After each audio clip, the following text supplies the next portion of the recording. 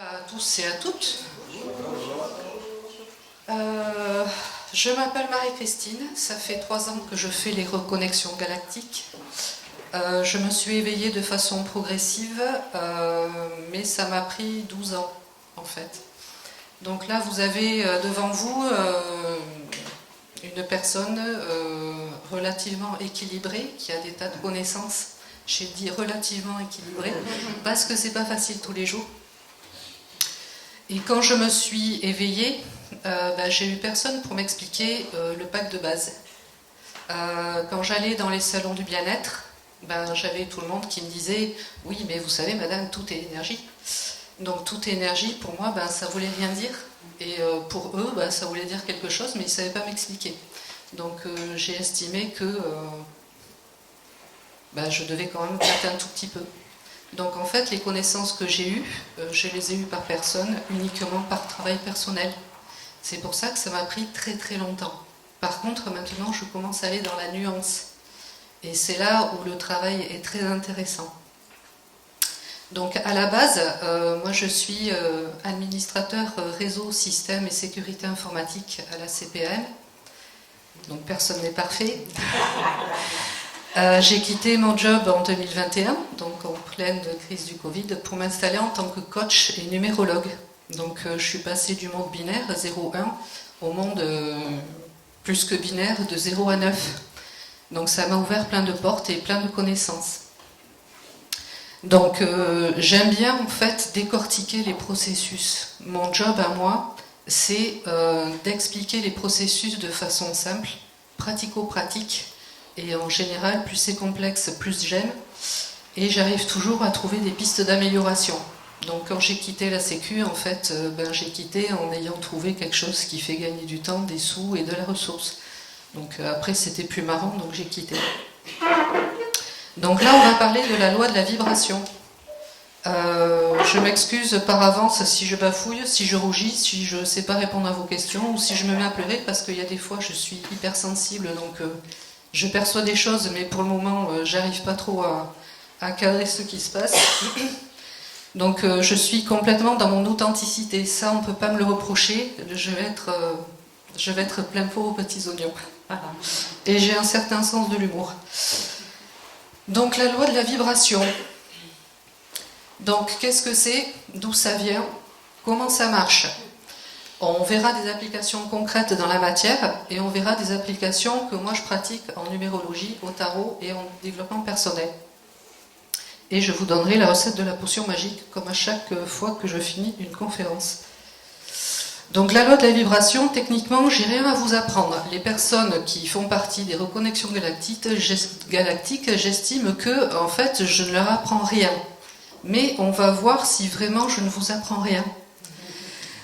Donc, à l'origine, au tout début, il y a des années, on va dire, ça sort d'une personne qui s'appelle Hermès Trismégiste, qui apparemment était aussi le dieu de Thoth, qui apparemment était aussi un Atlante qui s'appelait Djibouti. C'est une des doctrines de l'hermétisme. Alors, je vais faire ma blonde de base parce que quand on débute dans l'éveil, il y a tous les mots, on les cadre pas. Donc pour moi, hermétisme, c'était les boîtes Tupperware. Voilà, je vais être franco, hein, je vais être franche. Donc les boîtes Tupperware, c'est pas ça, d'accord? Donc c'est vraiment un courant de pensée à partir d'une personne qui s'appelait Hermès. Alors, qu'est-ce qu'elle dit cette loi de la vibration? Elle dit que tout vibre, que tout bouge et que rien n'est figé. Donc c'est super, mais comment ça marche? Alors là, c'est la partie casse-pied, c'est la partie un peu scientifique où on se la pète, mais moi je ne me la pète pas parce que je suis encore en train de lire les définitions.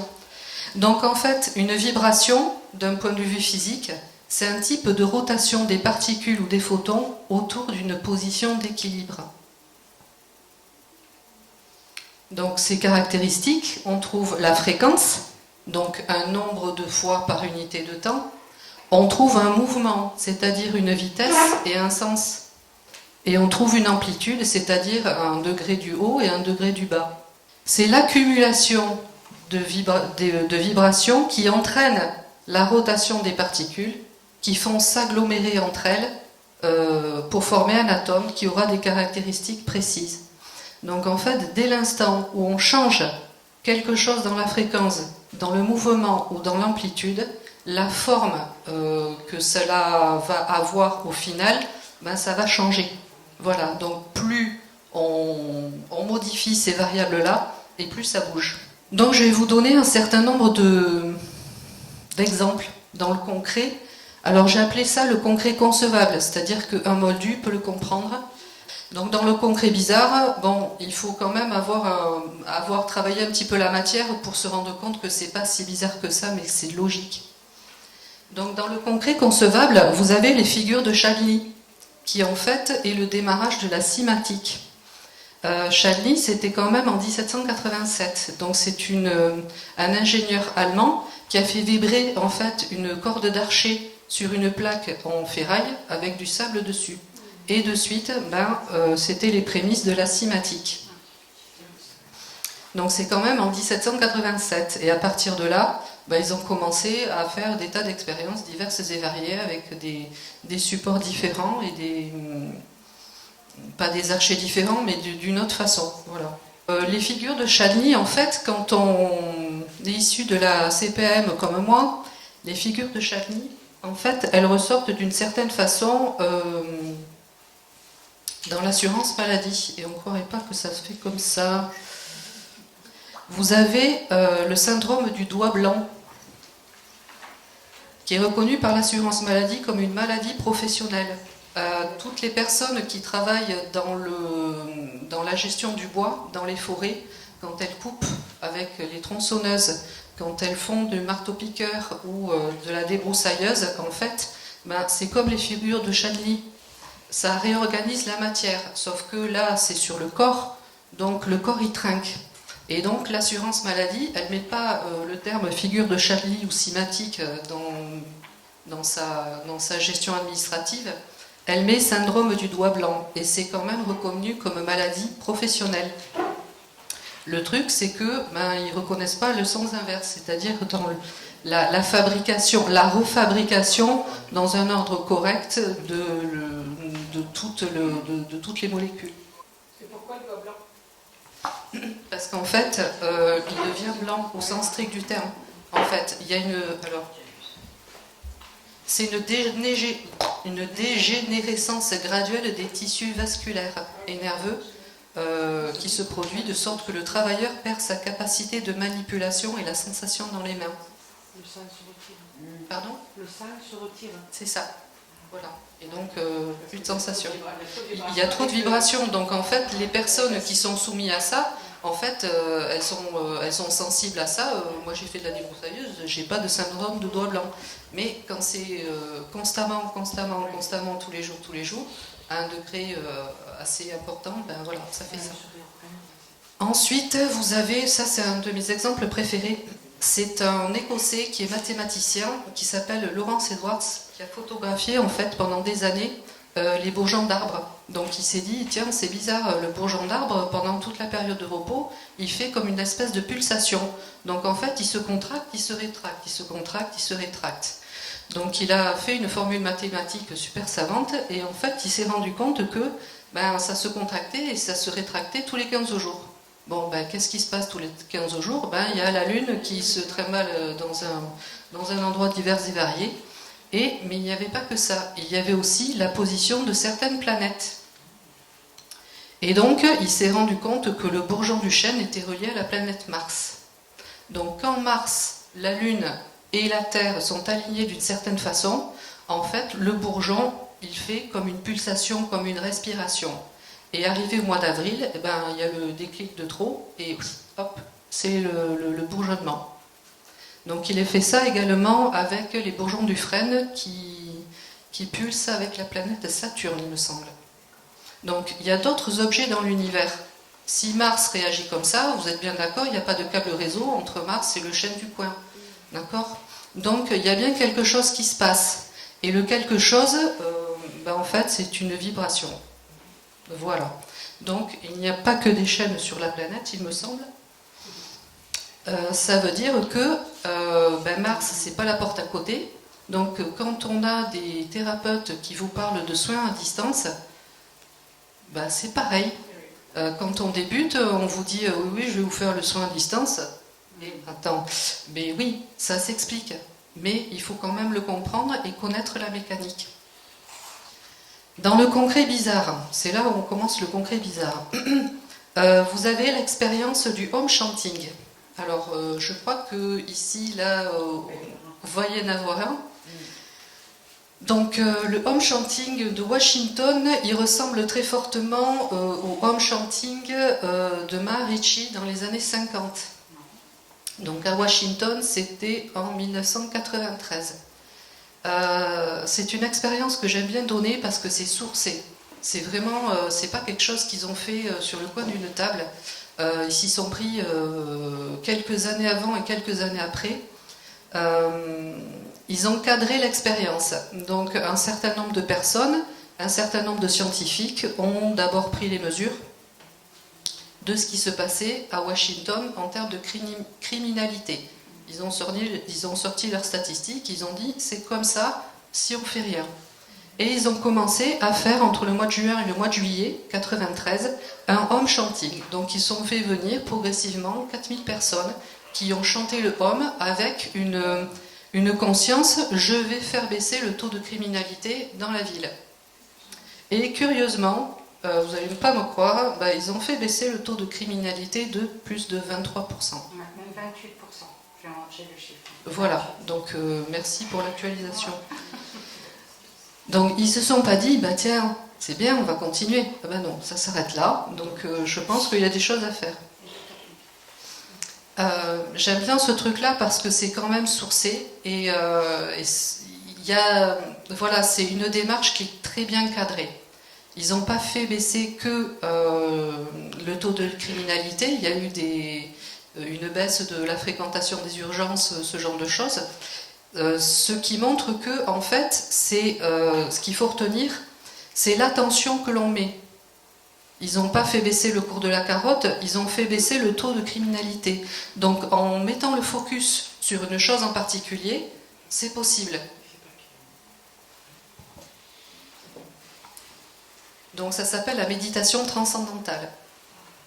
Et Maharishi, en fait, c'est une personne d'Inde, me semble-t-il, et il a fait la même chose, mais il s'est fait prendre pour un neuneu dans les années 50. Voilà. Quand vous avez la méditation de 21h12 ou de 21h21, c'est voilà. Par contre, c'est chacun qui doit la faire. C'est mieux. Ensuite, vous avez dans les années 80 Fabien Maman qui est un compositeur et Hélène Grimal qui est chercheuse au CNRS dans le domaine de la biologie. Ces deux personnes en fait ont travaillé ensemble et en fait elles ont travaillé sur des femmes ayant le cancer du sein. Et en travaillant avec des fréquences sonores envoyées d'une certaine façon, elles ont fait exploser les cellules cancéreuses. Donc, ce qui peut être fait peut être défait.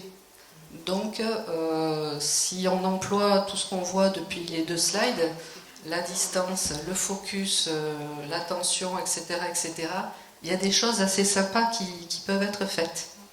Mon dernier exemple, normalement vous devez connaître, c'est Masaru Emoto. Ah oui. Voilà.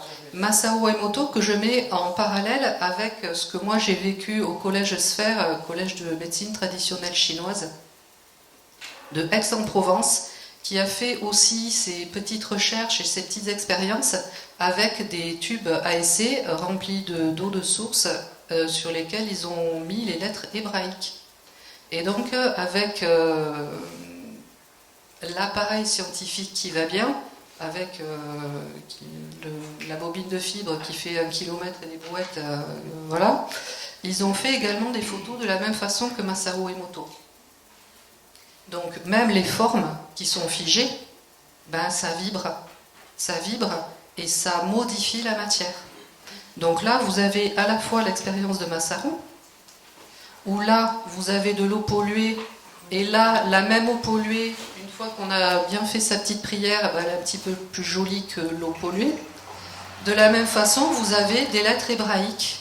qui ont fait des fractales d'une certaine façon. Et bon, j'avais à côté de moi un grand nombre de personnes qui étaient dans le domaine du médical ou dans le domaine de l'hôpital et qui arrivaient à reconnaître en fait les organes du corps humain. Sur certaines images, il y avait vraiment le même dessin que les organes dans le corps humain. Moi, j'y connais rien, je ne peux pas vous le dire. Je ne suis que numérologue. Donc voilà.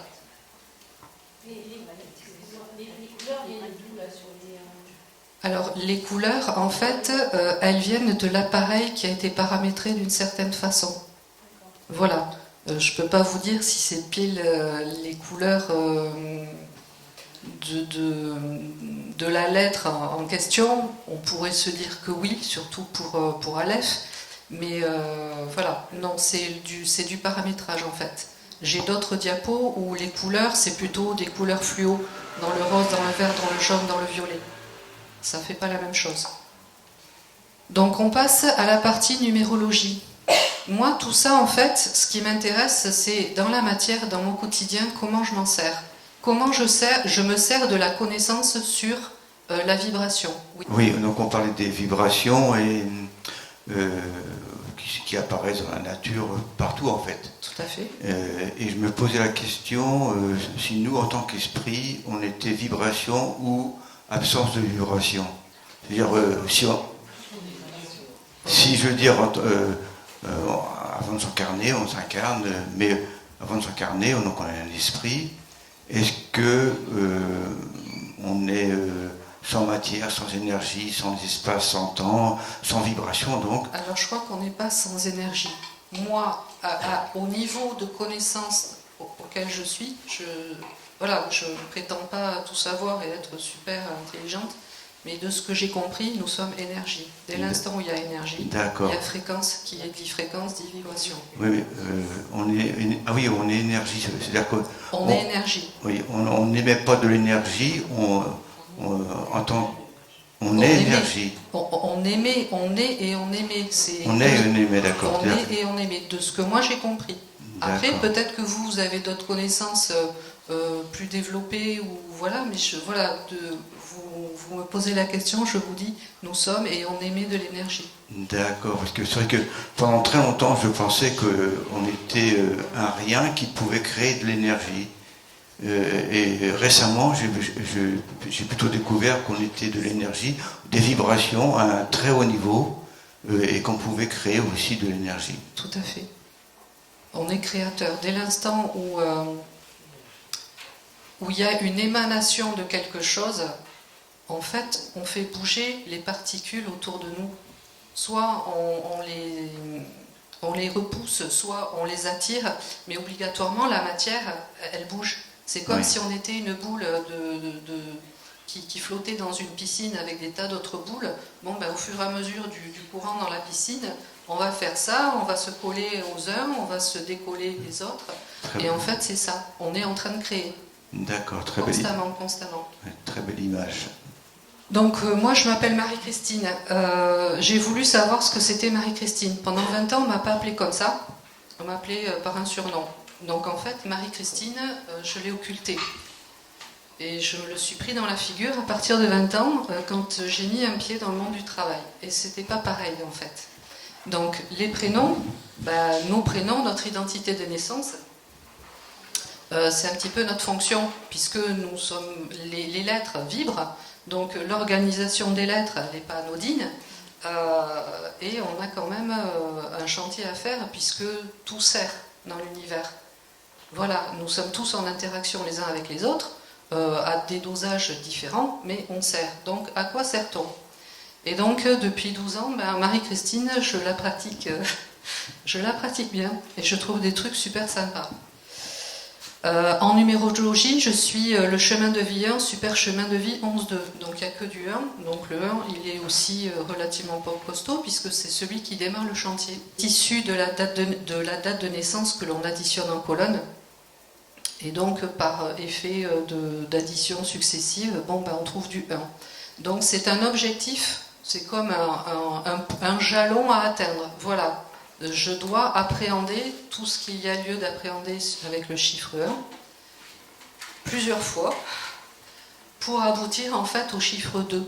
Donc le 1 c'est le papa, c'est le père, c'est le leader, c'est l'autorité d'une certaine façon pour atteindre la maman, la douceur, la bienveillance. Donc à partir d'un chiffre qui est yang, très yang, il faut arriver à faire du yin. Et c'est pas tous les jours facile. Donc Marie-Christine, il y a ça dedans. Donc quand j'ai pris conscience qu'il y avait ça dedans, je peux vous assurer que ça n'a pas été non plus... il a fallu que je déglutisse plusieurs fois. Parce qu'en fait, je l'ai touché du doigt. À mon petit niveau humaine, j'ai touché du doigt ce qu'était Marie et ce que pouvait être Christ. De plein de façons différentes. Et ça fait bizarre. Et c'est prépondérant en fait. Je me suis rendu compte qu'en fait, depuis le début, j'étais que ça. Toutes les Marie-Christine de la planète ne sont pas de la même façon que moi, n'ont pas le même dosage, ni de Marie, ni de Christ. Qu'on soit d'accord, je parle toujours de dosage. Mais il y a de ça, donc c'est relativement chargé. Quand on fait de la numérologie, on travaille avec la date de naissance, mais on travaille aussi avec les lettres, et on transforme les lettres en chiffres. Donc comment fait-on? D'après la position des lettres dans l'alphabet, notamment la lettre M, c'est la 13e lettre de l'alphabet. 13 c'est 1 plus 3, ça fait 4, etc., etc. Et bien on trouve d'autres chiffres. Et c'est là où le travail est très intéressant.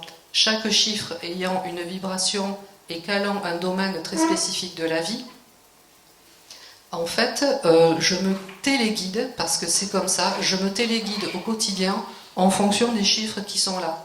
Je me connais par cœur, je sais comment je peux déraper très rapidement si jamais je suis confrontée à certaines choses. Le fait de le savoir, en fait, me permet de me temporiser, ça me permet de relativiser beaucoup et de plus avoir peur. Le fait de savoir comment je suis câblée avec mes forces et mes faiblesses me permet de plus avoir peur. Un chantier en arrivage, une personne qui me rentre dedans et qui commence à me parler comme il ne faut pas, je la regarde, je suis stoïque, je sais ce qui se passe, je sais le process qu'elle est en train d'essayer d'activer. Et là, ça peut toujours essayer. Si ça ne dure pas très très longtemps, elle ne va pas y arriver. Et ça, en fait, c'est une de mes fonctions. Ça permet à la personne d'être complètement déboussolée. Elle n'a plus quelqu'un qui répond. Ça la déstabilise et donc le soufflet retombe et le dialogue peut être entamé. Et de façon très simple et très naturelle et dans le respect, on commence à parler. Et toi, alors qu'est-ce que tu ressens? Oui, mais moi ça m'a pas plu ça. Donc la confrontation est complètement différente. Et je trouve que là, on est vraiment dans la création et dans la co-création. On est dans l'authenticité et c'est la seule chose, de mon point de vue, qui nous est demandée. On n'a pas à gesticuler dans tous les sens, on est à être. Mais encore faut-il savoir ce que c'est être. Donc c'est chacun. Donc ce sont des influences en fait qui sont présentes, qu'on reconnaît comme telles, mais on ne se laisse pas influencer par elles. On sait qui elles sont. Ouais. Quand on se connaît soi, on voit arriver, on sait qui arrive, puisque nous vibrons d'une certaine façon, donc on va attirer les gens qui vibrent à peu près de la même façon, mais pas forcément équilibrés. Je travaille beaucoup avec la conscience collective et l'effet miroir. Tous les gens que je rencontre sur les salons du bien-être, il y a un effet miroir qui est assez faramineux. C'est une nuance de moi, je suis une nuance des personnes. Donc là, concrètement, si je faisais toute votre numérologie, obligatoirement, il y a des chiffres qui sont positionnés à la même place ou le même dosage de chiffres. C'est obligé. Et en général, c'est du 1, du 11, du 16. Voilà, ce sont des chiffres forts de transformation. Et avec les mots et les choses que j'ai passées, toutes les épreuves que j'ai pu passer, on n'est pas Marie-Christine et c'est pas joli tous les jours, hein, c'est pas super coloré tous les jours, Marie-Christine. Donc en fait, on est confronté à des choses compliquées et dures, donc on trouve des solutions. Donc on s'apaise, on apprend à s'aimer et obligatoirement, on peut expliquer ce processus aux autres. Et les gens qui viennent me voir, obligatoirement, ça fait ça. Je rentre dans les points de détail puisque je l'ai vécu. Je ne dis pas que les autres vont vivre la même chose que moi, mais je reconnais certaines parties d'eux. Et c'est cette partie-là, en fait, qui sont venues guérir. Et c'est pour ça, en fait, que je me les retrouve sur le stand des salons du bien-être. Pardon ? Qu'est-ce que c'est que le 28, le 10 et le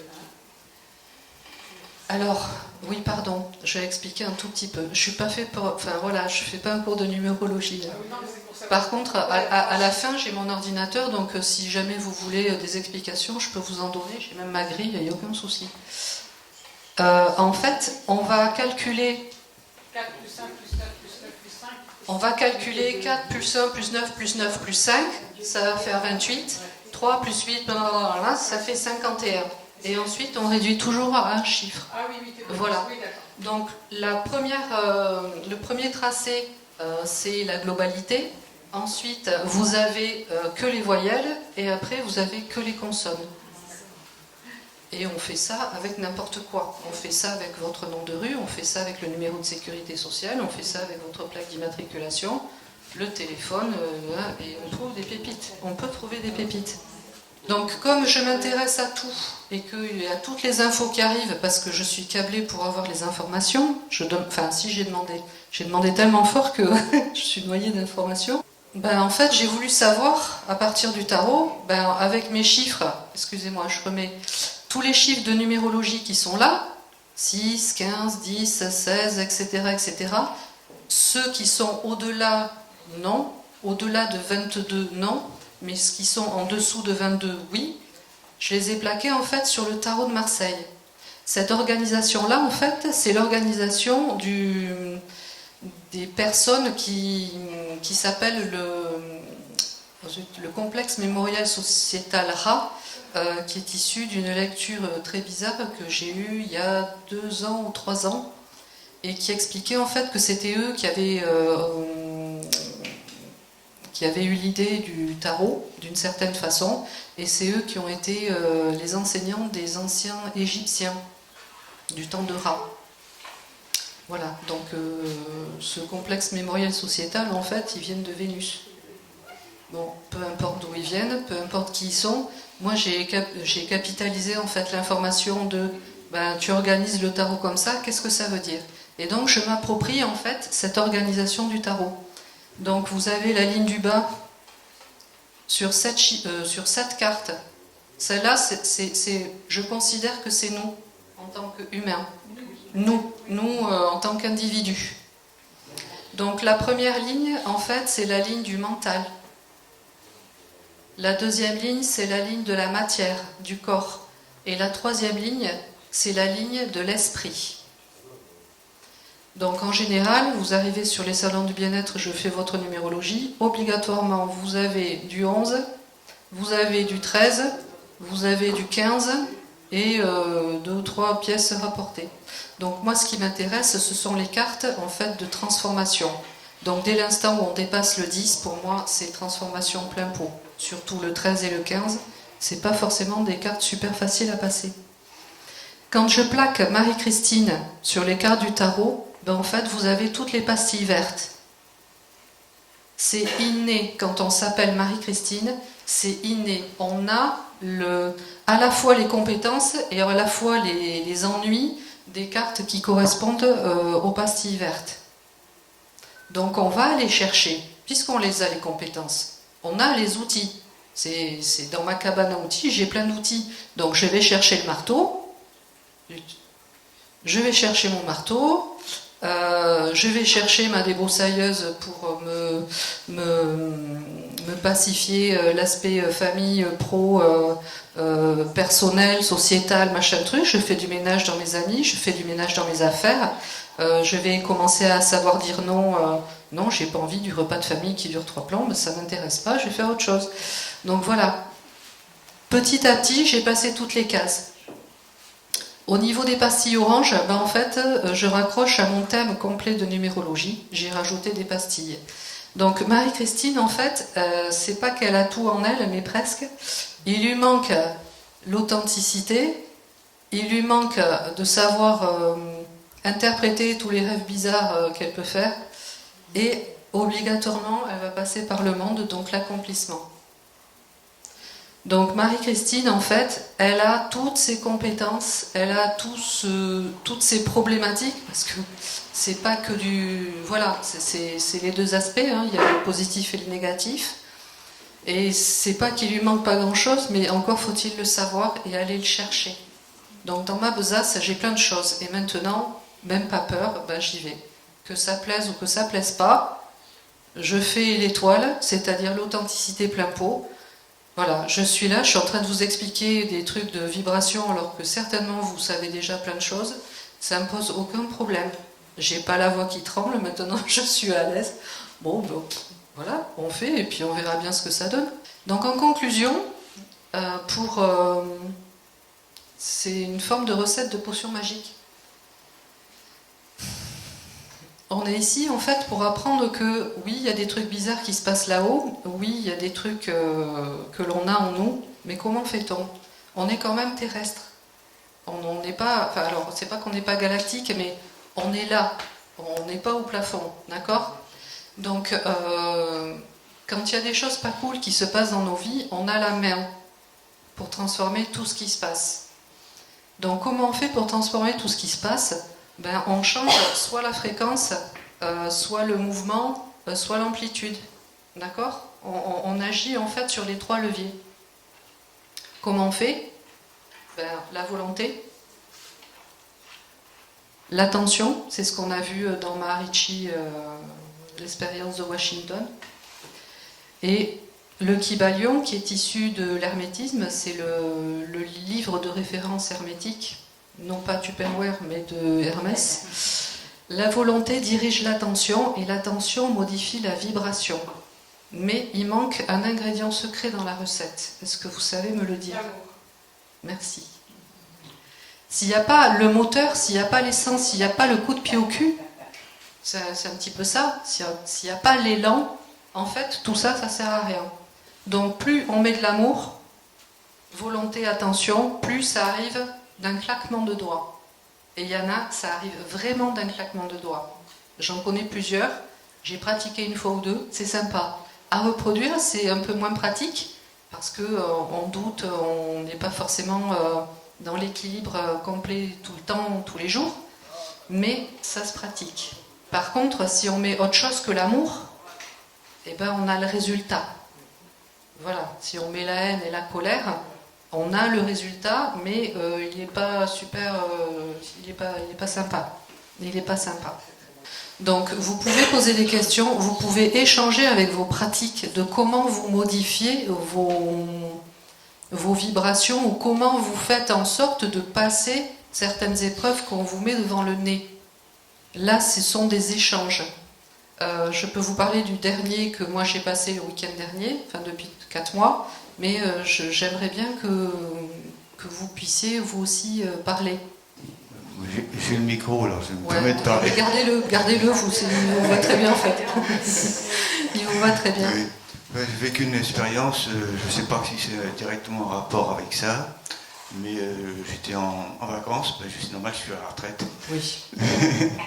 Et puis j'ai voulu remonter la Dordogne jusqu'à la source. J'ai réussi, c'était difficile par endroits parce que pour accéder, c'était très étroit, il y avait que sur les ponts pour accéder. Je suis arrivé donc à la source et il y avait la Dor et la Dogne qui se rejoignaient, qui faisaient la Dordogne. Et à un moment, en redescendant, j'ai passé une passerelle et il n'y avait pas de parapet sur le côté. Et j'ai mis mon pied en dehors du pont. Il y avait quelqu'un qui venait en face, donc je me suis un peu à droite. Et je me suis retrouvé avec le toit en dessous.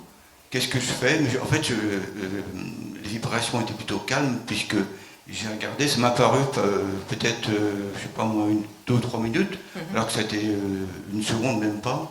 J'ai dit, tiens, il y a un rocher ici, il faut que je mette mon pied comme ça, etc. Et puis je suis atterri au bon endroit, les fesses dans l'eau, bien le sac à dos mouillé, le téléphone mouillé, mais en fait aucune panique.